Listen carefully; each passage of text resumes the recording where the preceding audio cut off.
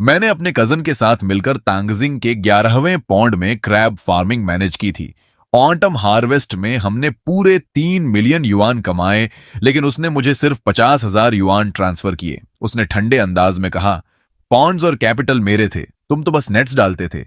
मैंने फोन की स्क्रीन पर अमाउंट देखा। ना मैंने मना किया, ना प्रोटेस्ट किया, बस चुपचाप पैसे एक्सेप्ट कर लिए। और उसी मोमेंट मैंने पूरे गांव का सबसे बदबूदार अबैंडन्ड पॉन्ड रेंट पर ले लिया। अगली गर्मियों में उसका पॉन्ड मरे हुए क्रैब से भर गया था। सड़ांध इतनी भयानक कि आसपास का इलाका बदबू से भर गया और मेरा पॉन्ड जिंदगी से भरा हुआ। जब मैंने उसका पीला पड़ा चेहरा देखा, मैं अपने लश पॉन्ड के किनारे 2 कदम पीछे हट गया और बोला, मेरी जमीन को अपने पॉइजन से मत छूना। कहते हैं उस रात वो कीचड़ में घुटनों के बल बैठकर सुबह तक चिल्लाता रहा। उसे समझ ही नहीं आया मेरे क्रैब्स इतने परफेक्ट कैसे ग्रो कर रहे थे। कुछ समय पहले मैं सेंचुरी ओल्ड पॉन्ड के पास खड़ा था, पानी का पीएच लेवल और अमोनिया नाइट्रोजन नोट कर रहा था। तभी एक चमचमाती मर्सिडीज जी क्लास आकर रुकी। मेरा कजन जनफू उतरा, नाक दबाते हुए डिस्गस्ट से भरा। उसने कीचड़ को हल्का किक किया। केएनशी, साल का हिसाब कर लिया, तुम्हारा बोनस भेज दिया। मैंने फोन पर 50,000 देखा और दिमाग में कैलकुलेशन शुरू हो गई। 3 साल, 1,000 से ज्यादा दिन इस झोपड़ी में रहकर मेहनत की थी। इस साल टॉप क्वालिटी क्रब्स की हार्वेस्ट एक्सेप्शनल थी। रेंट निकालकर प्रॉफिट करीब 3 मिलियन था और मुझे मिला सिर्फ 50,000। वो हंसकर बोला, ये 50,000 ले, शहर में कार खरीद ले। यहां का काम खाना डालना कोई भी डॉग कर सकता है। मैंने उसे बिना इमोशन के सुना। 3 साल पहले जब उसने ये पौंड लिया था, वो ऑन ऑलमोस्ट सब कुछ खो बैठा था, क्योंकि उसे पानी की क्वालिटी की कोई समझ नहीं थी। मैंने उसे बचाया अपनी खुद की बनाई हुई कंपोजिट बैक्टीरिया कल्चर से। मैंने उससे कहा था, प्रॉफिट 70/30। उसने हंसकर कहा था, हम फैमिली हैं, मैं तुम्हें कभी धोखा नहीं दूंगा। उस दिन मुझे गुस्सा भी नहीं आया। मैंने नोटबुक पॉकेट में रखा। ठीक है, मैं पैसे ले लेता हूं। वो हैरान था कि मैं इतना आसानी से मान गया। मैंने अपना पुराना बैग उठाया और जाते जाते कहा, पंप का फिल्टर बदल देना, याद रखना। मैंने पीछे मुड़कर नहीं देखा, क्योंकि मुझे पता था मेरे माइक्रो एडजस्टमेंट्स और स्ट्रिक्ट कंट्रोल के बिना ये पॉन्ड 6 महीने में जहरीला दलदल बन जाएगा। मैं शहर नहीं गया, मुझे लोगों के सवालों से डर लग रहा था। कितना कमाया? कजन कैसा है? मैं बस गांव की मिट्टी वाली सड़क पर चलता रहा। मेरे हाथ में नोटबुक था, दूसरों के लिए कचरा, मेरे लिए 3 साल की मेहनत। फोन बजा, जानफू फैमिली ग्रुप में रेड एनवलप्स भेज रहा था, अपनी सक्सेस दिखा रहा था। सब मेरी तारीफ कर रहे थे। मैंने फोन बंद कर दिया। मैं गांव के सबसे नीचे वाले हिस्से में गया, जहां एक काला सड़ा हुआ पॉन्ड था। पानी इतना गंदा कि स्ट्रे डॉग्स भी पास नहीं आते थे। मैंने कीचड़ उठाई, सूंघी, और उसी पल एक आइडिया जन्म ले चुका था। अगर खाना डालना कोई भी कर सकता है, तो मैं उसे असली टैलेंट दिखाऊंगा। मैं विलेज ऑफिस गया। सेक्रेटरी वांग, ये पॉन्ड अवेलेबल है। वो हंस पड़ा, ये तो गार्बेज पिट है, कोई नहीं लेगा। रेंट कितना है? 1,000 युएन पर ईयर, बस नाम के लिए। मैंने तुरंत कहा, 5 साल के लिए कॉन्ट्रैक्ट बनाओ। उसने मुझे पागल समझा, लेकिन मैंने साइन कर दिया। उस रात मैंने अपने ब्लैक कंटेनर्स खोले। उनमें थी मेरी secret weapon, probiotic composite solution. मैंने ग्राम तक प्रिसाइज मेजरमेंट लेकर उसे पूरे पॉन्ड में स्प्रे किया। 1 हफ्ते तक दिन में छुपा, रात में काम, दिन में मजदूर, रात में मैजिशियन। दूसरे हफ्ते की सुबह चमत्कार हुआ। काली एल्गी गायब होने लगी, बदबू खत्म, फ्रेश मिट्टी और पानी की खुशबू आने लगी। पानी साफ हो गया, सूरज की रोशनी नीचे तक पहुंचने लगी। 15 दिनों में वो जहरीला पॉन्ड क्रिस्टल क्लियर इकोसिस्टम बन गया। तभी फोन आया, जनफू। पीछे करोके, शराब और औरतों की हंसी। अभी भी कीचड़ में पड़ा है, मैंने वर्कर्स रख लिए, तू मजे कर, न्यू ईयर पर 2 क्रैब दे दूंगा। मैंने कॉल काट दिया। मैंने टेम्परेचर कंट्रोल्ड बॉक्सेस खोले। उनमें थे गोल्डन शेल क्रैब लार्वे, रेयर और डिजीज रेजिस्टेंट। मैंने उन्हें पानी में छोड़ा और नोटबुक में डेटा नोट किया। सुबह की धुंध में घर लौटते हुए मुझे एहसास हुआ, अब पीछे कुछ नहीं बचा। सेविंग्स खत्म, हर रात स्ट्रगल, लेकिन एक चीज बची थी, मेरी स्किल और मेरी सेल्फ रिस्पेक्ट। घर पहुंचा, खाने की खुशबू आ रही थी। माँ, पिता और मेरी फियांसी चियाओया मेरा इंतजार कर रहे थे। माँ बोली, पूरी रात कहाँ थे? मैंने झूठ कहा, पॉन्ड पर काम था। चाओया ने टॉवल देते हुए पूछा। तुम बहुत थके लग रहे हो। खाने पर माहौल भारी था। माँ ने पूछा, इस साल कजन ने तुम्हें कितना दिया? ये सवाल मेरे दिल में सुई की तरह चुभा। मैंने फोन दिखाया, 50,000, और कैजुअली बोला, बस इतना ही। लेकिन अंदर से मैंने फैसला कर लिया था, अब खेल मैं खेलूंगा। मैंने धीरे से कहा, माँ, पैसे आ गए हैं, 50,000। मेरी माँ का माथा तुरंत सिकुड़ गया। क्या, सिर्फ 50,000? पूरे गांव में चर्चा है कि फ्यूजिल ने इस साल 3 मिलियन कमाए हैं। मैंने शांत आवाज में जवाब दिया, माँ, इस साल दिखने में भले अच्छा लगे, लेकिन लॉस रेट भी काफी हाई था और अगले साल एक्सपेंशन करना है, हर जगह खर्च है। पॉन्ड उनका कैपिटल है, रिस्क भी वही लेते हैं। असल में बचता ज्यादा कुछ नहीं। मैंने हल्की हंसी के साथ जोड़ा, मैं तो बस हेल्पर था, खाना डालता था। 50,000 मिलना भी काफी है। मेरे पिता पाइप पीते हुए चुप रहे। चियाओया मुझे देख रही थी, कुछ कहना चाहती थी लेकिन रुकी हुई थी। सिर्फ मां के चेहरे पर फ्रस्ट्रेशन और डिसबिलीफ साफ दिख रहा था। ये पॉसिबल नहीं है, वो बोली। अगर तुम हर रात जाकर पॉन्ड को मॉनिटर नहीं करते तो वो कब का बर्बाद हो चुका होता। मैंने तुरंत बीच में रोका, मां, ऐसा मत कहो। वो मेरा कजन है, वो मुझे धोखा नहीं देगा। उसका ज्यादा लेना नॉर्मल है, हमें फेयर रहना चाहिए। ये कहते हुए मेरा दिल अंदर से खून रो रहा था। हर शब्द मेरे 3 साल की मेहनत के खिलाफ एक बिट्रेयल था। लेकिन मुझे ये बोलना ही था। मैं उन्हें ये नहीं बता सकता था कि मैं ज़ांगफू से रिश्ता तोड़ चुका हूं, और ये भी नहीं कि मैंने सीक्रेटली गांव का सबसे गंदा पॉन्ड ले लिया है। मैं उन्हें डराना नहीं चाहता था। मां कुछ और बोलने ही वाली थी, लेकिन पिता ने रोक दिया। बस करो, हमारा बेटा जानता है वो क्या कर रहा है। रात को मैं बिस्तर पर लेटा था। चाओया मेरी बाहों में थी। उसने धीरे से कहा, लिन युअन, आज तुम कुछ अजीब लग रहे हो। तुम मुझसे कुछ छुपा रहे हो, है ना? मैंने उसे अपनी तरफ खींच लिया। नहीं, तुम क्या सोच रही हो? बस रात की हवा से सिर दर्द हो गया है। सच? हाँ। अब सो जाओ, कल मैं तुम्हें शहर घुमाने ले जाऊंगा। वो शांत हो गई, लेकिन मेरी आंखों में नींद नहीं थी। मैं छत को देखता रहा। मेरा दिमाग सिर्फ उस काले पॉन्ड में चल रहे बदलाव के बारे में सोच रहा था। वही मेरी उम्मीद था और वही मेरी एकमात्र एग्जिट। अगले कुछ दिन गांव के सबसे बिजी दिन थे। हर घर न्यू ईयर्स की तैयारी में लगा था, हार्वेस्ट का हिसाब और नए साल के लिए सुअर काटने की तैयारी। मैं भी नॉर्मल बिहेव करता रहा। माँ, पापा और चियाओया के साथ शॉपिंग करता रहा, जैसे कुछ हुआ ही नहीं। लेकिन अंदर से एक चीज मुझे लगातार परेशान कर रही थी, पॉन्ड के पानी की क्वालिटी। तीसरे दिन वाटर लैब का रिपोर्ट आया। फोन पर आवाज आई, सर, गुड न्यूज, आपके वाटर सैंपल के रिजल्ट्स आ गए हैं। अमोनिया, नाइट्रोजन और नाइट्राइट दोनों सेफ लिमिट से नीचे हैं। डिसॉल्व्ड ऑक्सीजन बहुत हाई है और बैक्टीरियल इकोसिस्टम पूरी तरह एस्टेब्लिश हो चुका है। उस समय मैं चाओया के साथ न्यू ईयर कपलेट्स चुन रहा था। यह सुनकर मैं इतना एक्साइटेड हो गया कि दुकान गिराते गिराते बचा। मैं तुरंत एक कोने में जाकर धीरे से बोला, ट्रांसपेरेंसी कैसी है? Excellent. Mud, algae, aquatic plants सब परफेक्टली ग्रो कर रहे हैं। ये एक फर्स्ट क्लास इकोलॉजिकल पॉन्ड के स्टैंडर्ड्स को पूरा करता है। ये रेस्टोरेशन का परफेक्ट केस स्टडी है। आपकी टेक्निक अमेजिंग है। मैंने गहरी सांस ली। Perfect, thank you. कॉल कटते ही मेरे कंधों से जैसे एक भारी बोझ उतर गया। अब ये पॉन्ड सच में मेरा था। अब बस इंतजार था उन गोल्डन शेल क्रैब लार्वे के बड़े होने का। इस दौरान ज़ांगफू ने भी कई बार कॉल किया। पहली बार, 50,000 कैसे खर्च करोगे? पेरेंट्स का घर रेनोवेट कर देना, बाकी शादी के लिए बचा लेना। उसकी आवाज एक एहसान जताने वाले बड़े भाई जैसी थी। मैंने शांत होकर कहा, समझ गया कजन।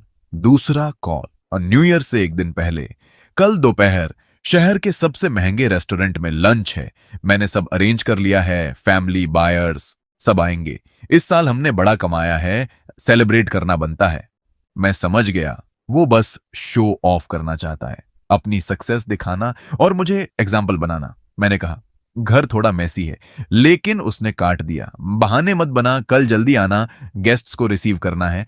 कॉल कट गया। मैं हल्का सा हंसा। ड्रामा खेलना है तो ठीक है, खेलते हैं। न्यू ईयर की दोपहर मैं पेरेंट्स और चाओया के साथ रेस्टोरेंट गया। सबसे बड़ी प्राइवेट हॉल में 5 टेबल्स लगी थीं। अंदर जाते ही मैंने झंगफू को देखा, मेन टेबल पर बड़े बायर्स के साथ हंसते हुए। हमें देखकर उसने कहा, अरे, छोटे भाई की फैमिली आ गई, आओ बैठो। उसकी नजर मेरे पेरेंट्स के साधारण कपड़ों पर घूम रही थी, पूरी एरोगेंस के साथ। वो मेरे पास आया और एक औरत की तरफ इशारा किया। ये तुम्हारी भाभी लिली है। सबकी नजरें मुझ पर थीं। मेरे पेरेंट्स का चेहरा सख्त हो गया। चाओया का हाथ मेरे हाथ को कसकर पकड़ चुका था, लेकिन मैं बस मुस्कुराया। नमस्ते भाभी, मैं झांग। उसके बाद पूरा डिनर एक वन मैन शो बन गया। कभी वो क्रैब सीजन की बात करता, कभी बड़े बायर्स की। फिर उसने ग्लास उठाया। ये मेरा छोटा भाई, 3 साल मेरी फार्म में काम किया, मेहनती है, भले बिजनेस माइंड नहीं है। मैंने इसे 50,000 दिए एंजॉय करने के लिए। बताओ, मैं अच्छा भाई हूं ना? सब हंसने लगे। बहुत अच्छा भाई, इतना बड़ा आदमी फिर भी हम्बल, छोटे भाई को नहीं भूला। फिर किसी ने कहा, सुना है इसने खुद भी एक पॉन्ड लिया है, वो भी सबसे बेकार वाला। मेरे पिता चुप हो गए। चाओया का हाथ और कस गया। जांगफू हंसा। इतना बड़ा डिसीजन और फैमिली को बताया भी नहीं। 50,000 भी वेस्ट कर दिए। कोई बात नहीं, जब नुकसान हो वापस आ जाना। तुम्हारा बड़ा भाई है ना? मैंने दांत भींच लिए। मेरे पेरेंट्स शर्म से लाल थे। चाओया की आंखें भर चुकी थीं। लेकिन मैं खड़ा हुआ, ग्लास उठाया। भाई, इन 3 सालों में आपने मेरा ख्याल रखा। ये टोस्ट आपके लिए। मैंने एक ही सांस में ड्रिंक खत्म कर दिया। सब चुप हो गए। जांगफू खुश था। उसे लगा मैं झुक गया, लेकिन वो नहीं जानता था ये टोस्ट उसके लिए नहीं था, ये था उस रिश्ते के लिए जिसे उसने खुद खत्म कर दिया। उस मोमेंट के बाद सब खत्म। रेस्टोरेंट से बाहर आते वक्त पापा चुप थे। मां आहें भर रही थी। चाओया मेरा हाथ कसकर पकड़े थी। घर के पास पहुंचकर मैंने कहा, मां, पापा, आज आपको शर्मिंदगी झेलनी पड़ी, माफ करना। मां बोली, पैसों की चिंता मत कर, जरूरत हो तो हमें बताना। पापा बोले, लोग क्या कहते हैं फर्क नहीं पड़ता, फैमिली साथ है, बस वही काफी है। चाओया ने कहा, तुम जो कर रहे हो मैं हमेशा तुम्हारे साथ हूं। उनकी बातें सुनकर मेरा दिल गर्म हो गया और मेरा रिजॉल्व और मजबूत। मैंने धीरे से कहा, मुझ पर भरोसा रखो, बस थोड़ा वक्त दो। आज जो इज्जत गई है मैं उसे पूरी तरह वापस लेकर आऊंगा। मैं अकेला आंगन में खड़ा रहा। तभी फोन वाइब्रेट हुआ। मेरे पॉन्ड के नीचे लगे अंडर वाटर कैमरा से अलर्ट आया।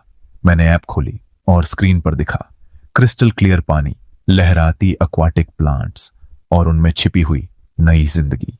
पानी के अंदर एक्वाटिक प्लांट्स के बीच golden shell first generation baby crabs, सिक्के जितने छोटे, बेहद एनर्जी के साथ खाना ढूंढ रहे थे। ये सीन देखते ही मेरे अंदर एड्रेनालिन की एक नई लहर दौड़ गई। अगले कुछ महीनों में मैं बिल्कुल पहले जैसा ही बिहेव करता रहा। स्प्रिंग आते ही गांव फिर से एक्टिव हो गया। लोग पूछते, इस साल क्या करने वाले हो? मैं हर बार वही पुराने एक्सक्यूजेस देकर बात टाल देता। कुछ लोग मुझ पर तरस खाते, कुछ मजाक उड़ाते। तुम्हारा कजन भले सख्त है लेकिन पैसा देता है, तुम उस बदबूदार पौंड में क्यों अटके हो? आजकल एक्वाकल्चर आसान नहीं है, किसी स्ट्रांग सपोर्ट के साथ रहना बेहतर है। ये सारी बातें एक कान से अंदर जाती और दूसरे से बाहर। मुझे पता था उनका इरादा गलत नहीं है, उन्हें सिर्फ सरफेस दिखता है। जंगफू की सक्सेस और मेरी फैमिली का डाउनफॉल उन्हें नहीं पता। इस शांत पानी के नीचे तूफान कब से पल रहा है, और ये भी नहीं कि मैं बस सही मोमेंट का इंतजार कर रहा हूं। जल्दी ही समर आ गया। लगातार हीट वेव अलर्ट्स आने लगे। क्रैब्स के लिए सबसे खतरनाक चीज हीट प्लस लो ऑक्सीजन। मैं समझ गया मेरा टाइम आ चुका है। मैंने टीवी बंद किया और पेरेंट्स से कहा, कल से मैं पौंड वाली झोपड़ी में शिफ्ट हो जाऊंगा, कुछ समय घर नहीं आ पाऊंगा। अगली सुबह मैं सूरज निकलने से पहले उठ गया, चुपचाप बूट्स पहने और बाहर निकलने से पहले पेरेंट्स के कमरे की बंद दरवाजे को देखा।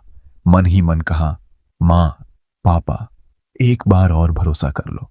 इस बार मैं आपको निराश नहीं करूंगा और किसी को हमारी फैमिली को नीचा नहीं दिखाने दूंगा।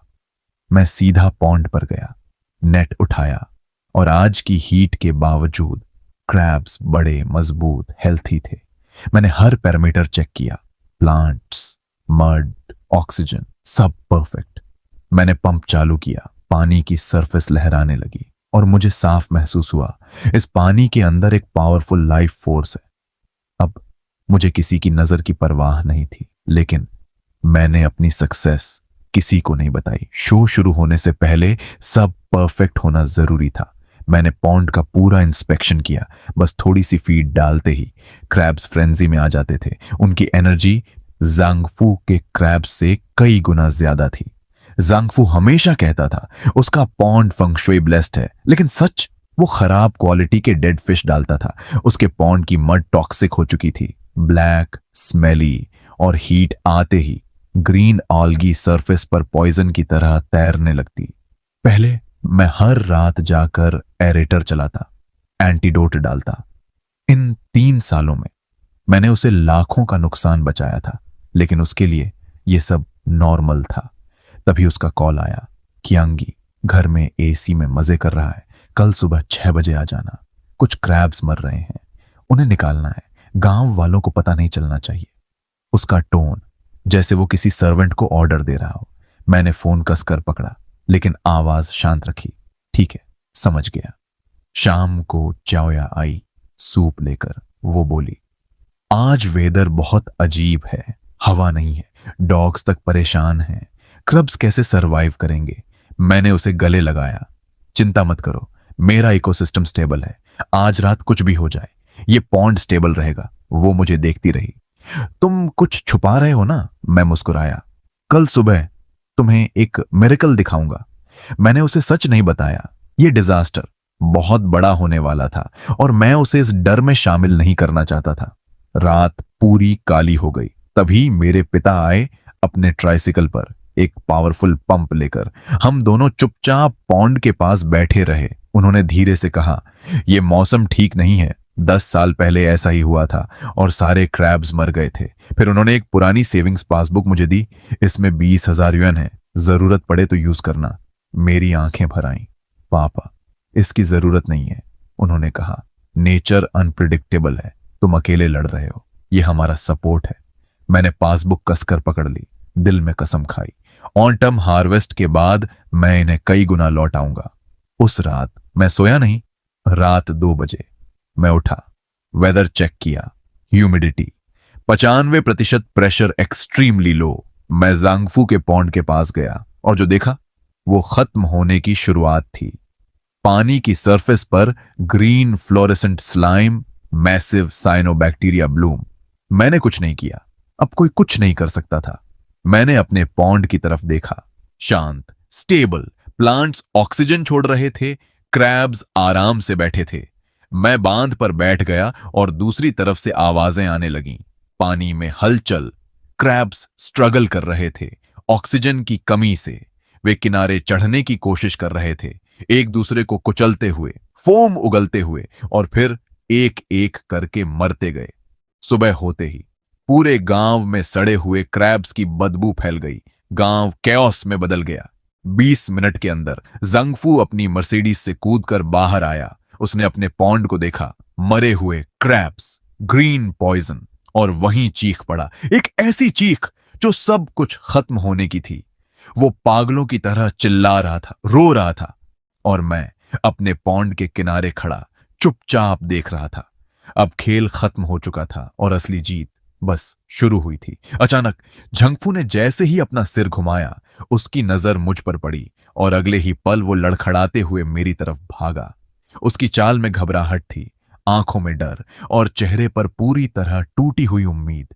लेकिन जैसे ही वो मेरे करीब आया, उसने मुझे नहीं, मेरे पीछे देखा। मेरे पीछे एक लग्जूरियंट इकोलॉजिकल पॉन्ड फैला हुआ था, क्रिस्टल क्लियर पानी, नीचे तक साफ दिखाई देता हुआ तल, और उसमें धीरे धीरे घूमते हुए golden shell giant river crabs जो पूरी शांति से अपना खाना ढूंढ रहे थे। उसका चेहरा जो पहले गुस्से से भरा था, अब पूरी तरह सफेद पड़ चुका था। होंठ कांप रहे थे। ये वही गंदा पॉन्ड है। मैंने उसे सीधा देखा। मेरी आंखों में कोई इमोशन नहीं था। तुम्हें क्या लगता है? फिर मैंने धीरे से कहा, और तुम्हारे क्रैब्स क्यों मर गए पता है? क्योंकि मैं नेचर को रिस्पेक्ट करता हूं और तुम सिर्फ प्रॉफिट कैलकुलेट करते हो। अचानक जैसे उसका आखिरी सहारा भी टूट गया हो, वो मेरे सामने सीधे घुटनों के बल गिर पड़ा। कीचड़ उसके कपड़ों पर फैल गया। कियांशी, मुझसे गलती हो गई, मैंने तुम्हारे साथ गलत किया, प्लीज मुझे माफ कर दो। उसकी आवाज टूट रही थी। जल्दी अपना वो मिरेकल सोल्यूशन दे दो, मेरे पॉन्ड को बचा लो। वो लगभग रोते हुए बोला, 1 महीने के लिए नहीं, मैं तुम्हें 20,000 युआन पर मंथ दूंगा, बस मेरा पॉन्ड बचा लो प्लीज। तभी पीछे से भारी आवाज आई। कई refrigerated trucks luxury sea food brand के लोगों के साथ धीरे धीरे आकर मेरे पॉन्ड के किनारे रुक गए। मैंने उसकी तरफ देखना भी जरूरी नहीं समझा। मैंने अपने वाटरप्रूफ बूट्स पहने और सीधे पानी में उतर गया। मैंने नेट डाला और एक क्रैब बाहर निकाला। 350 ग्राम से भी ज्यादा भारी, green back, white belly, top grade premium king crab. किनारे खड़े शंघाई के बड़े रेस्टोरेंट के परचेज डायरेक्टर की आंखें चमक उठी। ये तो एक्सेप्शनल क्वालिटी है, ऐसे क्रैब्स बहुत रेयर होते हैं। मैंने वो क्रैब उसके हाथ में दिया, फिर धीरे से मुड़कर जंगफू की तरफ देखा। वो अभी भी जमीन पर गिरा हुआ था। मेरी आवाज बिल्कुल ठंडी थी, 2 कदम पीछे हटो। तुम्हारे पॉन्ड के ब्लू एल्गी टॉक्सिन्स मेरे इकोलॉजिकल पार्क को कॉन्टेमिनेट कर सकते हैं, मैंने बिना रुके आगे कहा। और हाँ, मेरे सारे क्रैब्स पहले ही प्री बुक हो चुके हैं। अपने 20,000 युएन बचाकर रखो, पेनल्टी भरने के काम आएंगे। ये कहकर मैंने उसे एक बार भी और नहीं देखा। मैं पूरी तरह अपने काम में लग गया। वर्कर्स को निर्देश देने लगा, सावधानी से उठाओ, डैमेज नहीं होना चाहिए।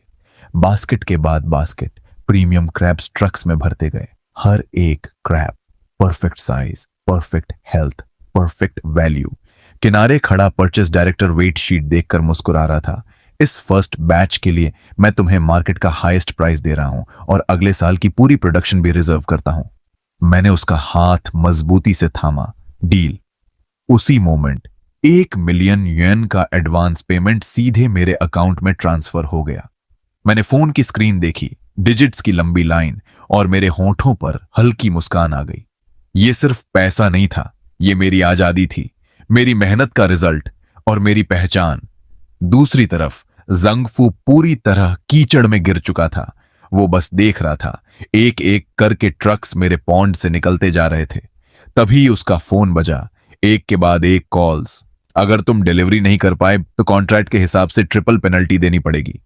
कॉल कट गया। उसकी आंखों में जो डर था वो अब टूट कर बिखर चुका था। उसने इस साल बड़े कॉन्ट्रैक्ट साइन किए थे क्योंकि उसे लगा था सब कुछ पहले जैसा ही होगा, लेकिन अब उसके पास था टॉक्सिक पानी, डेड क्रैब्स और करोड़ों की पेनल्टीज। सुबह का सूरज उग चुका था, हल्की धुंध के बीच पानी चमक रहा था और पहली बार मैंने महसूस किया मेहनत का असली सुकून। पहले हर दिन डर था, वेदर, ऑक्सीजन, एल्गी, हर रात एक गैम्बल, लेकिन अब अपने खुद के पॉन्ड के किनारे खड़ा, परफेक्ट इकोसिस्टम के साथ, मैंने पहली बार रिजल्ट को एंजॉय किया। मैंने अपने हाथों की मिट्टी झाड़ी और मन ही मन सोचा, अब इस पार्क को और बड़ा बनाऊंगा और इस इंडस्ट्री में अपना नाम बनाऊंगा। मैं शहर में अपना घर खरीदूंगा और अपने पेरेंट्स के लिए नया जीवन बनाऊंगा।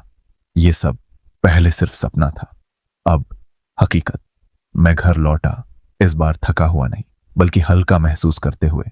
मैंने गर्म पानी से नहाया, टेबल पर बैठा और फैमिली के साथ खाना खाया। फिर मैंने फोन उठाया और अपना बैंक बैलेंस दिखाया। मां की आंखों से आंसू निकल पड़े, पिता के हाथ कांप रहे थे।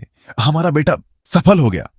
उस दिन मैं अपने कमरे में गया, पुराना लैपटॉप लॉक करके ड्रॉअर में रखा और बिस्तर पर लेट गया और बहुत समय बाद मैं गहरी नींद सोया। दूसरी तरफ जंगफू की दुनिया खत्म हो रही थी। Clients, dates, penalties. उसकी फियांसे लिली बैग्स लेकर चली गई।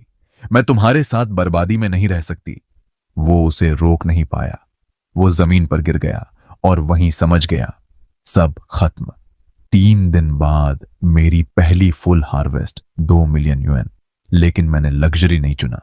मैंने चाओया के साथ 140 वर्ग मीटर का अपार्टमेंट कैश में खरीदा। जब मैं गांव लौटा, सब कुछ बदल चुका था। जो लोग मुझे हंसते थे अब मुझे भाई बुलाते थे। और जंगफू, उसका घर बिक रहा था, कार गिरवी थी, क्रेडिटर्स दरवाजा तोड़ रहे थे। हाँ, उसका पॉन्ड जो उसका सपना था अब एक बोझ बन चुका था। वही एक दिन मैं अपने पॉन्ड के पास काम कर रहा था। दीवार के उस पार वो एक डीलर से लड़ रहा था। तुम्हारा पॉन्ड पूरी तरह सड़ चुका है, मैक्स 20,000 युआन दूंगा। झांगफू चिल्लाया, सिर्फ एरेट्रस ही इससे ज्यादा के हैं। लेकिन अब कोई उसकी सुनने वाला नहीं था और मैं अपने साफ शांत पानी के सामने खड़ा, बस एक बात महसूस कर रहा था, इस बार मैंने सिर्फ पैसा नहीं कमाया, मैंने अपनी इज्जत, अपनी पहचान और अपना भविष्य जीत लिया। ये कीमत है, लेनी है तो लो, नहीं तो छोड़ दो। मेरे अलावा कोई भी तुम्हारे इस सड़े हुए पौंड को नहीं खरीदेगा। जंगफू जंगफू वहीं खड़ा रह गया। उसके हाथ मुट्ठी बनते और खुलते रहे। उसकी आंखों में आखिरी उम्मीद भी बुझ चुकी थी। कुछ सेकंड बाद, जैसे हवा निकल चुका गुब्बारा, उसने धीरे से सिर हिला दिया। कॉन्ट्रैक्ट साइन हुआ। डीलर ने जेब से 20,000 युआन कैश निकाले और उसके सामने फेंक दिए। उसी पल जांगफू ने सिर उठाया। ग्रिल के उस पार उसकी नजर मुझ पर पड़ी। मैं हाथ में वॉकी टॉकी लिए खड़ा था, नेक्स्ट रेफ्रिजरेटेड ट्रक के डिस्पैच को मैनेज कर रहा था। मैंने उसकी तरफ देखा तक नहीं। मेरी ये पूर्ण अनदेखी उसके लिए किसी थप्पड़ से भी ज्यादा दर्दनाक थी। वो मेरी सीधी खड़ी हुई सिलुएट को देखता रहा और फिर अपने हाथ में पकड़े कुछ नोटों को। उसके अंदर अचानक एक ऐसा पछतावा उमड़ा जिसे शब्दों में बयान करना नामुमकिन था। वो जोर से चिल्लाया और पागलों की तरह भागकर किनारे पर पड़ी एक वाटर पंप के पास पहुंचा। उसने जमीन से एक व्रेंच उठाई और पूरी ताकत से वार किया। धड़ाम! वो पंप, जिसकी कीमत 10,000 थी, कुछ ही सेकंड में लोहे के टुकड़ों में बदल गई। लेकिन अब कुछ भी बदलने वाला नहीं था। मेरा सफर यहीं से शुरू हुआ। मेरा बिजनेस उड़ान भर चुका था। जो बायर पहले एक बार आया था, वो मेरा सबसे लॉयल क्लाइंट बन गया। मैंने खुद को सिर्फ एक पॉन्ड तक सीमित नहीं रखा। मैंने एक कंपनी शुरू की, एक्वाकल्चर टेक्नोलॉजी कंपनी। मैंने गांव के नीचे के इलाके में सैकड़ों हेक्टेयर वाटर बॉडीज लीज पर लिए और एक कोऑपरेटिव सिस्टम बनाया। मैंने गांव के मेहनती और ईमानदार लोगों को साथ लिया और उन्हें पर्सनली ट्रेनिंग दी, मॉडर्न एक्वाकल्चर टेक्निक्स। मैंने उन्हें इंडस्ट्री का सबसे हाई बेस सैलरी दिया और साथ में ईयरली बोनस भी। धीरे धीरे गांव में एक बात फैल गई, भाई कैंग के साथ काम करो तो फ्यूचर सिक्योर है। अतीत वापस आया, लेकिन देर हो चुकी थी। एक दिन मैं अपने ऑफिस में रिपोर्ट्स देख रहा था, तभी एक तेज परफ्यूम की खुशबू हवा में फैली। मैंने सिर उठाया। लिली, वो मुस्कुराते हुए मेरे पास आई। कियांगी, बॉस, मुझे हमेशा से पता था कि आप बहुत बड़े आदमी बनोगे। उसने फ्लर्ट करते हुए आंख मारी और अपना हाथ मेरे डेस्क पर रखने की कोशिश की, लेकिन मैंने उसकी तरफ देखा तक नहीं। मैंने बस एक शब्द कहा, दफा हो जाओ। उसकी मुस्कान वहीं जम गई। सिक्योरिटी ने उसे बाहर निकाल दिया।